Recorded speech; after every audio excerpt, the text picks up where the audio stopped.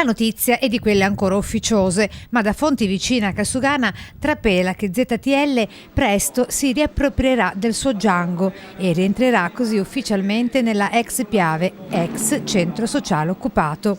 Con ZTL e con tutti gli altri che vorranno collaborare a questa iniziativa. Sottolineo che se il 25 di ottobre qualcuno non avesse tagliato una catena, aperto un cancello, probabilmente tutto questo processo non ci sarebbe. Quando la promessa delle chiavi, in modo ufficiale? Questo purtroppo non lo sa nessuno, nel senso che adesso questo che si apre è un percorso aperto, un percorso che può durare alcuni mesi. Il percorso in questione è la riqualificazione della ex caserma. Con questo obiettivo Casugana ha aperto una serie di dibattiti partecipati, li chiama, dove accanto a professori dell'Università di Architettura di Venezia ha invitato anche diversi giovani e meno giovani rappresentanti di organizzazioni cittadine. Le idee appuntate su tanti post-it gialli appesi a un muro.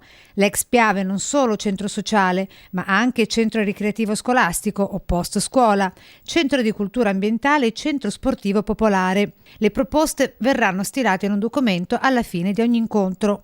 Questo documento sarà messo a disposizione di tutti e anche per far capire a tutti che le persone, la partecipazione anche in piccoli numeri come quelli che siamo oggi, che comunque siamo un'ottantina di persone, può produrre molto.